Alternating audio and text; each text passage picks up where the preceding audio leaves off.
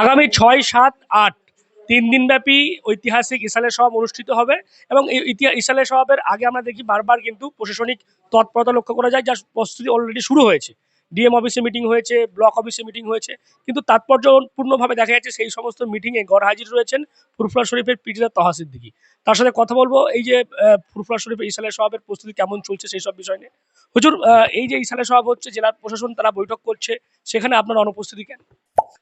আমি আগে সর্বপ্রথমে ফুরফুরা দরবার শরীফ মুজাদ্দিদিয়া অনাথ ফাউন্ডেশনের তরফ থেকে পবিত্র রমজান মাস এবং ২১, ২২, ২৩ ফাল্গুন, এবারে ইংরাজি ৬, ৭, ৮ পড়েছে।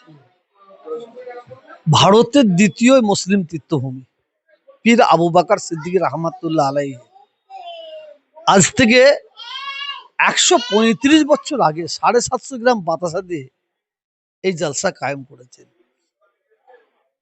এই জলসায় এর আগের সরকার, বামফ্রন্ট সরকার থাকা অবস্থায় লক্ষ লক্ষ মানুষের জন্য এক গ্লাস পানি এবং একটা আলোর ব্যবস্থা করেনি। এই সরকার আসার পরে আমাদের যতটা দরকার ততটা না হলেও কিছুটা করছিল। এবারে ঈশ্বর সাহেব উপলক্ষ করে ডিএম অফিসে একটা মিটিং হয়। মিটিংয়ে বেশ ৫-৬ জন পীরজাদা গিয়েছিল, কিন্তু এই ঈশ্বরের সব উপলক্ষ করে যে মিটিং হবে, এই মিটিংয়ে যে বয়োজ্যেষ্ঠ পীরজাদা তাদের বলা হয়নি। পীর ওমর সিদ্দিকী, পীর ইসমাইল সিদ্দিকী, পীর হোসেন সিদ্দিকী, পীর ইব্রাহিম সিদ্দিকী, পীর আজগার সিদ্দিকী, পীর ইসমাইল সিদ্দিকী, পীর মানে আমাদের বয়োজ্যেষ্ঠ পীর, সে কাউকে কাউকে বলেনি। পীরজাদা জিয়াউদ্দিন সিদ্দিকী, পীরজাদা মানে জবিউল্লাহ সিদ্দিকী, কোয়াপা সিদ্দিকী, হুজাইফা সিদ্দিকী, নুরুল্লাহ সিদ্দিকী, কাউকে বলেনি। যাক, হয়েছে হয়েছে। দ্বিতীয় মিটিংটা বিডিও অফিসে হলো। বিডিও অফিসে একটা পীরজাদা ছাড়া দ্বিতীয় কোনো পীরজাদা নেই, এবং যাদের পীরজাদা সাজিয়ে নিয়ে গেছে তাদের ইতিহাস খুলে দেখলে বুঝতে পারবেন, এই কিছুদিন আগে ও চিটিংবাজি করার জন্য, হিজড়িদের কাছ থেকে টাকা নেবার জন্য, হাজিদের টাকা মেরে নেবার জন্য বিভিন্ন জায়গায় চিটিংবাজি করতে করতে ধরা পড়ে যায়। তার জন্য তিহাড় জেলে সে আসামি হয়েছিল, জেলে ছিল। ওই ব্যক্তি এখন সেনাশিস চক্রবর্তী খুব প্রিয় মানুষ আছে, ওনাকে সেনাশিস চক্রবর্তী পীরজাদা করেছেন। যাক, গঙ্গাসাগর মেলা হয়। গঙ্গাসাগর মেলায় আমি দুবার গিয়েছিলাম। ৪ লক্ষর ৪টে বেশি লোক হয় না, আমি ৫ লক্ষ ধরলাম। ৫ লক্ষ যে মানুষগুলো আসে, ৪,৯০,০০০ অন্য রাজ্যের মানুষ। তাদের জন্য এই বাংলার সরকার ২৪০ কোটি টাকা অনুদান দিয়ে, ২৪০। আর ফুরফুরা শরীফ যদি খুব কম করে ধরেন ৩০ লাখ লোক, আচ্ছা আরো ১০ লাখ কমিয়ে দেন, ২০ লাখ লোক। ২০ লাখে তো ২০টা কম হবে না। তার জন্য এই সরকার ২,৪৪,০০,০০০ টাকা দিয়েছে। মাত্র ২,৪৪,০০,০০০ টাকা। আজকে হচ্ছে ইংরাজির ১ তারিখ পার হয়ে গেল, কাল ২ তারিখ হবে। কাজ কতটা এগিয়েছে দেখছি? ১ লাখ টাকার কাজ হয়নি এখন পর্যন্ত।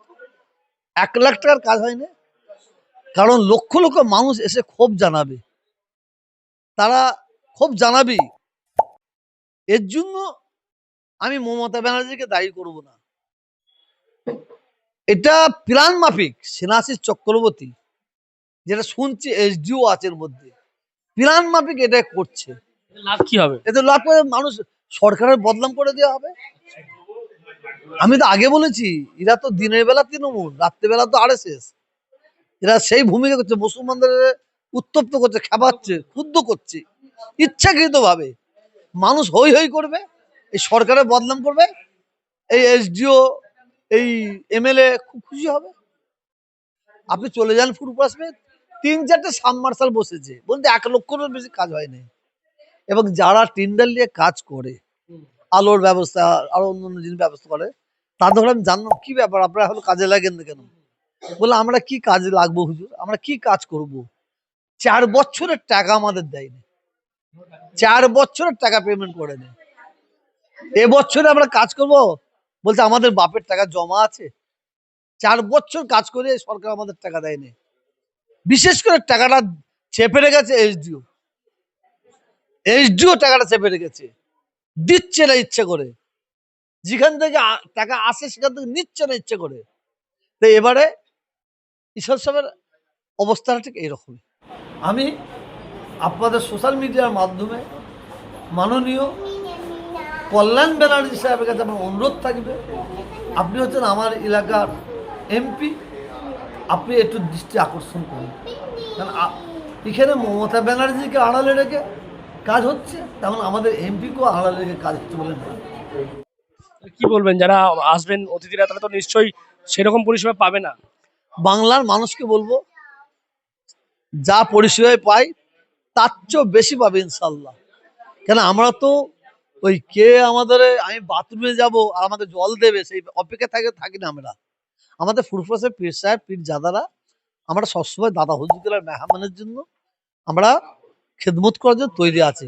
কারণ যত লক্ষ লক্ষ মানুষ আসবে, এরা বড় হুজুর কেবল আর মেহমান নয়, মেজো হুজুর সেজো হুজুর ন হুজুর ছোট হুজুরের মেহমান নয়, আমাদের মেহমান। এরা হচ্ছে মুজাদ্দেদ জামান দাদা হুজুর পীর রহমাতুল্লাহ মেহমান। তা আমরা আপ্রাণ চেষ্টা করব আমার দাদা হুজুর মেহমানদের এবং যারা ঈশ্বর সেবা আছে তাদের খেদমত করার জন্য। ধন্যবাদ। বুঝতেই পারছেন, আমরা এতক্ষণ কথা বলছিলাম পীরজাদা তোহা সিদ্দিকী সাহেবের সঙ্গে। তিনি যেমনটা জানাচ্ছেন যে প্রতি বছর যে উদ্যোগ নিয়ে প্রশাসনিক কর্তারা তারা এই প্রস্তুতি করেন ইসালের সওয়াবের, এবার কিন্তু সেটা লক্ষ্য করা যাচ্ছে না। এবং তিনি মনে করছেন যে পরিমাণ অর্থ ব্যয় করে এই পরিষেবাগুলো আরো সুষ্ঠুভাবে দেওয়া যেত, সেটা কিন্তু করার কোনো উদ্যোগই তারা নিচ্ছেন না। এবং যার ফলে একটা সমস্যা বা যারা পুণ্যার্থীরা আসবেন সেই রকম হয়তো পরিষেবা, সরকারি পরিষেবা পাবে না, কিন্তু তারপরও তারা ব্যক্তিগত উদ্যোগ নিয়ে, যেহেতু দাদা হুজুরের যারা পুণ্যার্থী আসবেন বা ভক্তরা আসবেন, সেই কারণে তারা ব্যক্তিগত উদ্যোগে সেই সমস্ত সমস্যা বা সেই সমস্ত মানুষদেরকে পরিষেবা দেওয়ার জন্য তারা প্রস্তুত থাকবে, এমনটাই জানাচ্ছেন পীরজাদা তোহা সিদ্দিকী। আপনারা কি বলবেন, কারা কারা আসছেন ইসালের সওয়াবে? অবশ্যই কমেন্ট বক্সে। এরকম আরো খবর পেতে নজর রাখবেন ডিএনএন বাংলা। ডিএনএন বাংলা সবার মনে সবার ভালো।